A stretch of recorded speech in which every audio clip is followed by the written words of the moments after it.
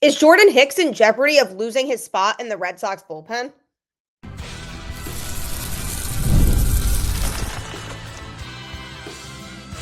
You are Locked On Red Sox, your daily Boston Red Sox podcast. Part of the Locked On Podcast Network, your team every day. Hello and welcome to Locked On Red Sox, your daily Boston Red Sox podcast, part of the Locked On Podcast Network, your team every day. I'm your host, Gabby Maljanian, former ESPN social media associate and current host of the Boston Balling podcast as well. And I'm here to bring you the latest in all things Boston Red Sox, Monday through Friday, straight to your favorite podcast feed. And the best part, it's free. So make sure you tune in because Locked On is here for you every single day. Today's episode is brought to you by FanDuel. Football season is around the corner. Visit the FanDuel app today and start planning your futures bets now.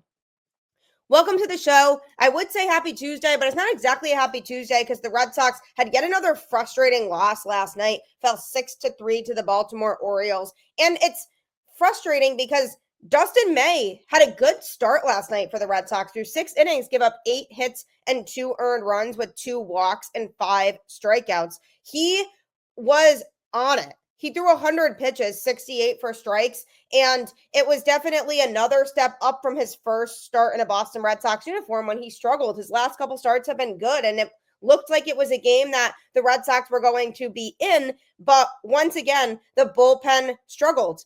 And you have guys like Jordan Hicks who are starting to become a liability. Going to be talking all about that on today's show, as well as a key reliever who could be coming to the rescue very, very soon, and an update on a key outfielder in Wilyer Abreu. So if you look at where the Red Sox are at right now, their bullpen over the course of this season has generally been very good. One of the best in baseball, in fact.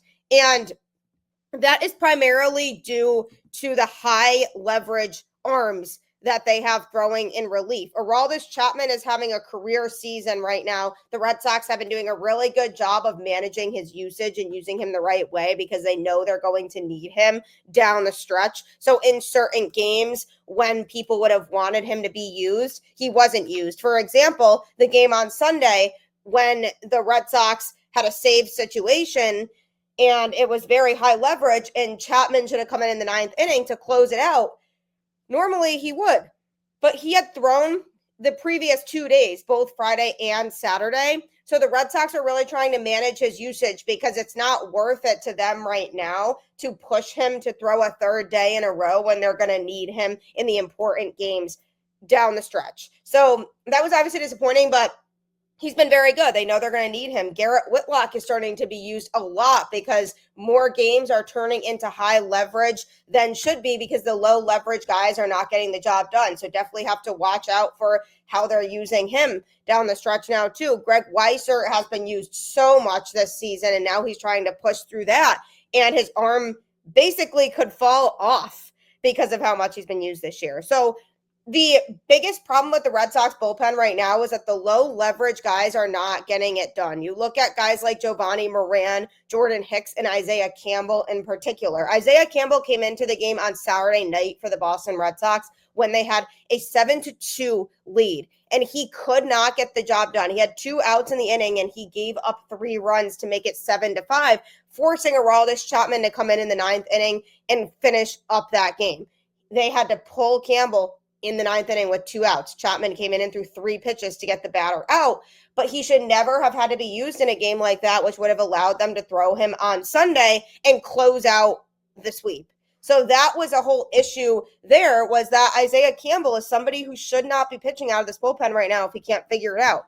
Then you go into last night's game, and after Dustin May came out after 6 innings, Giovanni Moran came in and pitched 2 innings and gave up 2 hits and 2 earned runs with 2 walks and 3 Ks. So that was obviously not the best performance. Then Jordan Hicks came in and threw 1 inning, giving up 2 hits and 2 earned runs with no walks and 2 strikeouts.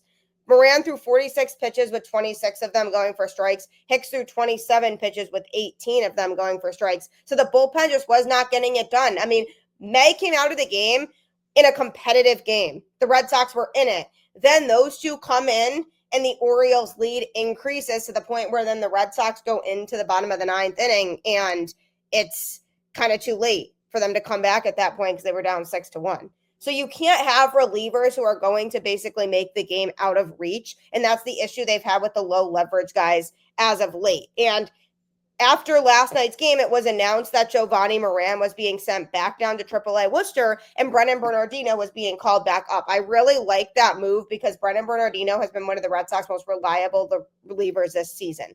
So that's a really good move where you look at a guy like Moran who had just gotten called up from AAA recently and has struggled in the couple outings that he has had. So now you're replacing him with Brennan Bernardino. Really good move.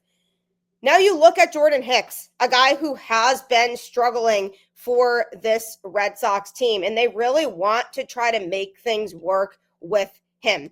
In the game last night, he came in and allowed 2 runs on 2 hits and hit a batter to ultimately put the game firmly out of the Red Sox reach.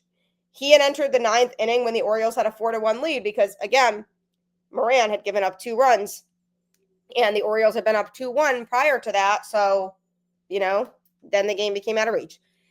So Jordan Hicks, Alex Cora kept saying we're not going to give up on him. He didn't finish the slider, foul tip with 2 strikes, and then a fastball up that the guy got to. So we're going to continue to work with him. Of course, they're going to continue to work with him because they really feel backed into a corner and feel like they have to make things work with Jordan Hicks because he was a big piece that came back in the Rafael Devers trade. So obviously they're not going to give up on him, but that work should be coming in AAA because these botched performances by the bullpen as of late have not been acceptable, and a few of those have been led by him. He's been struggling all season since coming to Boston, and even with the Giants before they traded him to the Red Sox, he was struggling there. He's posted a 6.61 ERA and 62.2 innings on the season and a 7.07 ERA with an ugly 1.71 whip in his 15 appearances with the Red Sox. And things have only gotten worse for him in recent games, and he's racked up 9 runs in his last 7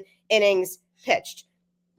They can't just ignore his struggles in every in-game situation he goes into. The offense obviously was virtually non-existent last night, so that's another big piece to blame for the Red Sox loss. But the problem with Hicks is that he lacks serious command, and he's capable of throwing good stuff. He has a good arsenal of pitches, but the problem is he has so much trouble finding the strike zone that it really creates for rocky outings for him, and he's giving away free passes with hit batsmen and walks, and it's just unacceptable to have that type of performance. So is he in jeopardy of losing his spot in the bullpen? Absolutely. The Red Sox should be reevaluating a lot of these guys, with Hicks being one of them. What if you send him down to AAA to work on things and you call Chris Murphy back up, who has been really good overall since coming back from injury? Yes, he had a couple tough outings as of late, so the Red Sox sent him down to Worcester. But if they call him back up and replace Hicks with him, I have no doubt that the Red Sox bullpen would be better off in that case. So it's definitely something to think about because he doesn't have consistency like some other relievers have on this Red Sox team. He's in just the 10th percentile in chase percentage, so he's not fooling any batters and getting them to swing at pitches outside the strike zone. He's in just the 25th percentile in walk percentage, and that's pretty horrific. He's walking lots of guys. And on the flip side of that, 25th percentile in strikeout percentage. So he's not getting lots of swings and misses because he's not throwing the ball in the strike zone, and that's a huge problem. And when he's getting hit hard. He's in just the 25th percentile in hard hit percentage as well. So he's getting hit hard. He's not throwing strikes, and guys are getting on base. And he has a 5-pitch arsenal of a sinker, sweeper, four-seamer, slider, and splitter that he uses. So theoretically, he could be really competitive with that, but he's just not executing the right way. And that's the biggest problem that I have with the situation, is that the Red Sox don't seem urgent to send him down to AAA because I don't think they want to admit that Jordan Hicks might not have been the best return for Rafael Devers. His job in the bullpen is definitely in jeopardy now, at least if he continues to struggle the way that he is. But bringing up Chris Murphy is definitely something to consider and sending him back down to AAA, especially because another reinforcement could be coming really soon in Justin Slaten. And coming up, I'm going to be giving an exciting update on him. Do you like sports betting or are you trying to get into it? If the answer is yes to either one of those, FanDuel is 100% the home for you. August 26th is officially FanDuel Futures Day, a brand new holiday for football fans who live for bold predictions and preseason hunches. For just 24 hours, FanDuel is giving you deals on NFL season predictions. So whether you're calling your MVP, eyeing a long shot division winner, or ready to crown your Super Bowl champ before week 1 even kicks off, this is your moment. Visit the FanDuel app today and start planning your futures bets now, because Futures Day is one day and one day only. FanDuel, play your game. I know so many people who have gotten hooked on FanDuel and sports betting, so don't waste another minute and download the app today and start making money. Justin Slaten to the rescue. A high leverage reliever that the Red Sox are seriously coveting the return of, because there have been lots of low leverage relievers in the Red Sox bullpen who have been struggling. I've already talked about Jordan Hicks. 100% job in the bullpen is in jeopardy right now. You also have Isaiah Campbell, another guy who has been taking up space in the Red Sox bullpen and really shouldn't be.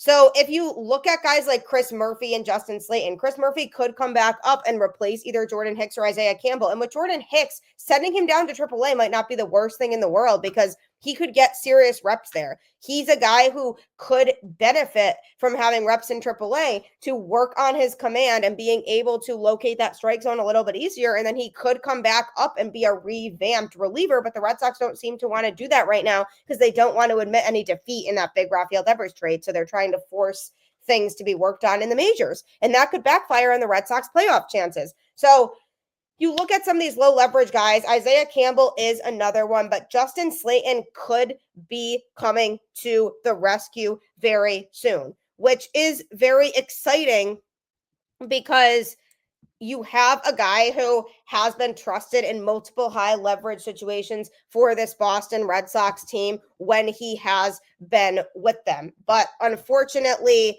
he has been hurt and he hasn't been able to go and contribute to the team. But there has been exciting news given about Slaten as of late. On Monday, it was revealed that he will report to AAA Worcester today to begin a rehab assignment. The 27-year-old went on the injured list with right shoulder inflammation on June 1st. Given the lengthy absence, it's expected that he'll likely need multiple minor league outings before he returns to the Red Sox. But starting the assignment is still a massive step in his recovery, especially since the Red Sox planned initially for him to throw live batting practice yesterday and today. So they felt like he doesn't need to do that and he can just jump to starting rehab assignments. He was such a revelation for this Red Sox team last year, recording a 2.93 ERA and 1.01 WHIP in 55 and a third innings. The Rule 5 draft pick acquired from the Mets notched 13 holds with 58 strikeouts to 9 walks. So obviously when the Red Sox picked him up, they didn't expect him to be as good as he was, but he was one of the Red Sox best relievers last season, arguably the best, with the fact that Garrett Whitlock was basically out for the whole season. The 6'4" righty didn't display the same sterling command early this season as he did last year, tallying 16 strikeouts and 7 walks in 23 and a third innings. But you could allude some of that to his injury, perhaps. And he still submitted a 3.47 ERA and 0.9 WHIP. He worked 9 straight scoreless outings before relinquishing 2 unearned runs in his last appearance on May 28th. So he obviously is still somebody who could pitch very well in those high leverage late inning roles for this Boston Red Sox bullpen, which could be absolutely huge and a lifesaver for this team. Boston's bullpen boasts an American League low 3.44 ERA this season, but any contender would welcome reinforcements down the stretch, especially a team like the Red Sox that doesn't have a lot of reliable arms in those middle relief innings, because if you could replace either Isaiah Campbell or Jordan Hicks with Slaten. That would be a huge upgrade to the bullpen. I also mentioned Chris Murphy being an option. Another intriguing option from the bullpen is Richard Fitts, who has really good command of his fastball and is good at commanding that pitch early in counts to hitters. He doesn't necessarily have the best stuff to continue being a starter, but he could be a really dangerous 1 or 2 inning type of guy out of the bullpen with that fastball that he utilizes. So I'm looking at him as another option in Worcester who could come up and replace one of these guys in the bullpen. You also look at a guy like Peyton Tolley, the Red Sox top pitching prospect, who was recently promoted to AAA. He could be a guy that could help the major league team at some point down the stretch too. So there are options, but there is no option better than Justin Slaten right now. He is the guy who is going to go out there and get the job done. And he could give Alex Cora another high leverage option alongside Garrett Whitlock, Greg Weisser, and Aroldis Chapman. Obviously, he must first work his way back with the Woo Sox before the Red Sox determine whether he can factor into the team's September plan. So there is still a little bit of a ways to go. But the fact that he's starting rehab assignments now and essentially skipping a step shows 2 things. One, that the Red Sox are a little bit more confident in where he's at in his recovery than they thought they did initially. And for 2, that it shows that the Red Sox understand the urgency to get a guy like him back. When they've seen the recent bullpen struggles, they've been saying, wow, we could really use one of our best relievers back in Justin Slaten. So it really shows that the Red Sox know that he needs to return sooner rather than later. I mean, they have options. They definitely need to shake up the bullpen, and having Brendan Bernardino back is definitely going to be something that's going to contribute to that. But everyone's excited about Justin Slaten, rightfully so. And the biggest thing about Justin Slaten is the injuries, because last year he missed a good chunk of the season with an injury too. So if you look at both years with the Red Sox so far, the biggest key is going to be, can he stay healthy? That's the most important thing here. And I hope that it's about 2 to 4 outings in Worcester before he's reevaluated for return in early September, because that's not that many times that he would have to pitch with the Woo Sox before potentially coming back, which would be key. Obviously, if he faces setbacks, he'd spend more time with the Woo Sox. But for now, 2 to 4 outings is what they're targeting for him. And that's crucial. That's huge. I mean, having him back soon would help that bullpen to not go completely underwater. But in the meantime, while you're still waiting on Justin Slaten, you can't keep rolling the same thing back out there. And we'll see what the Red Sox decide to do. I know Isaiah Campbell was never meant to be a permanent piece in this bullpen. He's a guy who the Red Sox could send back down again. And even a guy like Cooper Criswell is intriguing. I like him better as starting depth. I think he's a guy who fits more into that rotation, making spot starts. I mean, you saw him come up and had a really dominant start against the Houston Astros this season recently. Whereas when he's pitched in the bullpen, he's kind of gotten rocked. So I like Criswell's role better as somebody who could come in and throw a start here and there if the Red Sox need him to. Whereas you look at some other players like Peyton Tolley, as I mentioned, or like a guy like Kyle Harrison, for example, he's an intriguing option. I've watched him pitch multiple times in Worcester. He's working on improving his arsenal still, and he does need to cut down on walks because he still does have some command problems.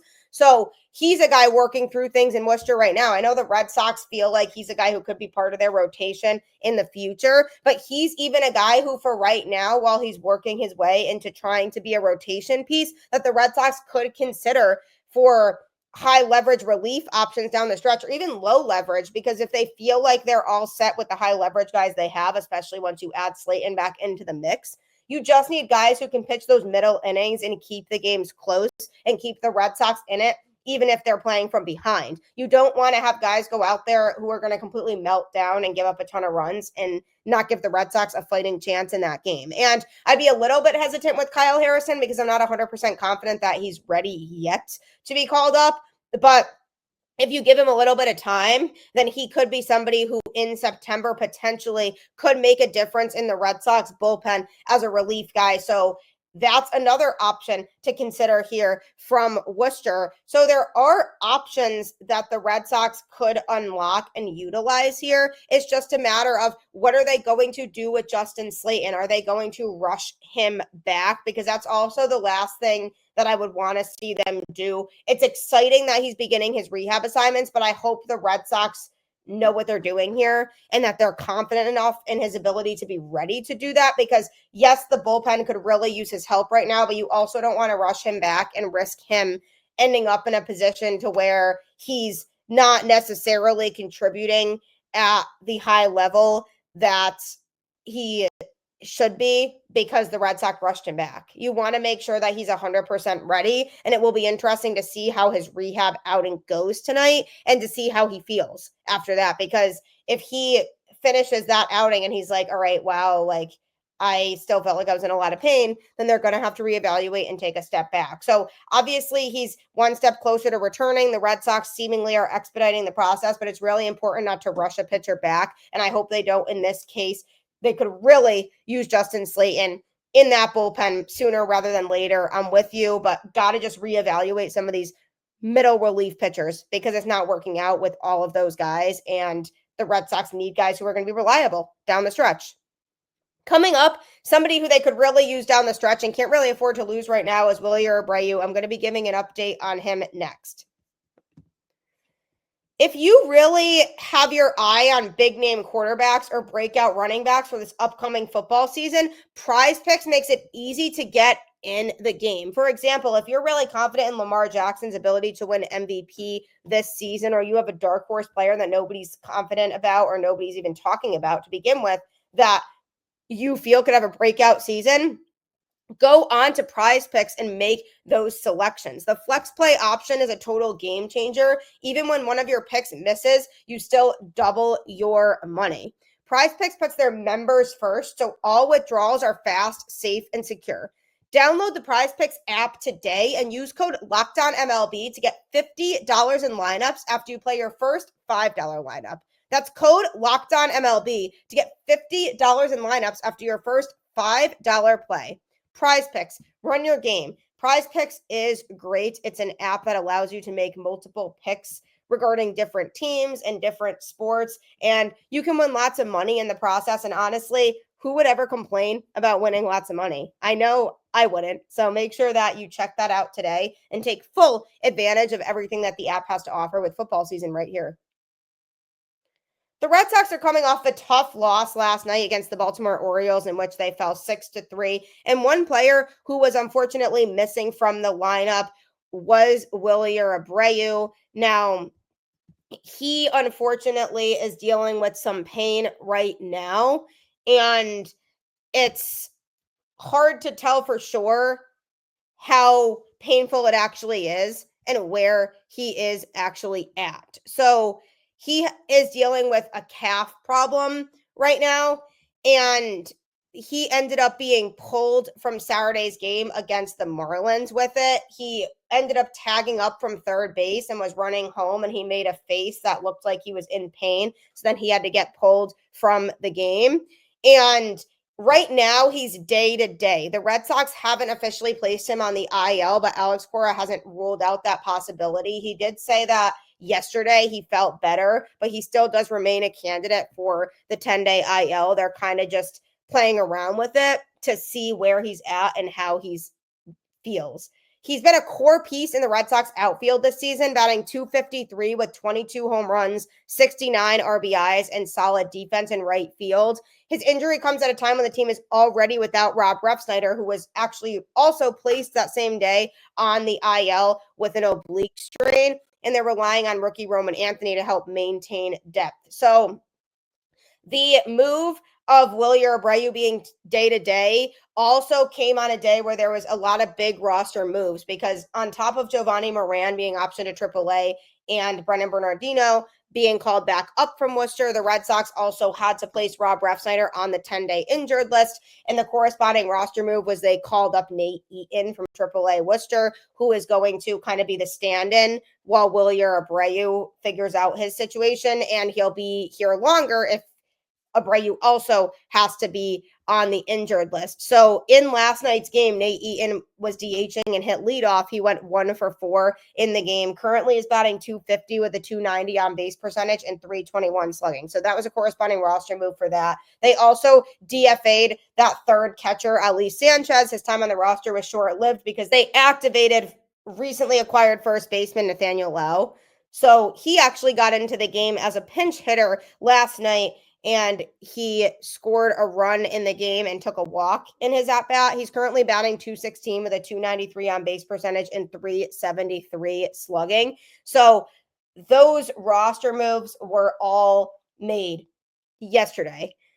Now, Wilyer Abreu's absence is significant because this is significantly going to weaken an offense that has struggled to find consistency as of late, particularly in games on the road. As the team continues to battle for the division crown, every healthy player becomes increasingly valuable, and they can't really afford to lose a guy like Abreu, who has been a key piece of that Red Sox offense. So obviously everybody's crossing their fingers that this injury isn't as serious as people think, because the last thing we need is for Abreu to have an IL stint. Then you're looking at an outfield that's depth is wearing thin a little bit after going from an overly crowded outfield. Now you're looking at having to settle for making sure that Roman Anthony is performing to the level in which he needs to. Then you have Jarren Duran, and then likely Cedar Rafaela is going to have to be taken off second base and moved back into the outfield. And I mean, they still get him into center field. He's not like he's playing second base every day because they have other options there, but that's what you're kind of looking at.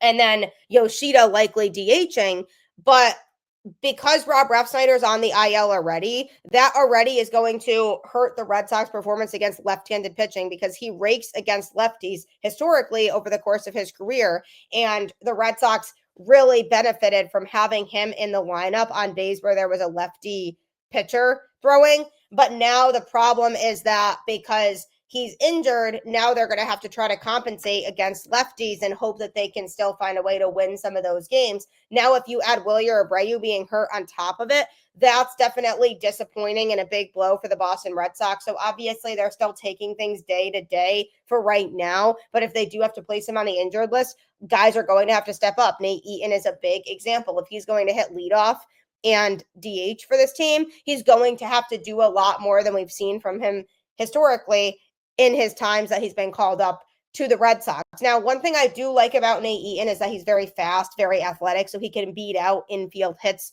a lot of the time, which we saw him do in last night's game even, for example. But his offensive productivity is not to the level even close to where Wilyer Abreu's is. So the Red Sox are in a bit of a bind right now. I think they're going to do everything they can to get Wilyer Abreu back sooner rather than later, because they know they can't ultimately really afford to put him on the injured list with the circumstances right now that is going on with this team.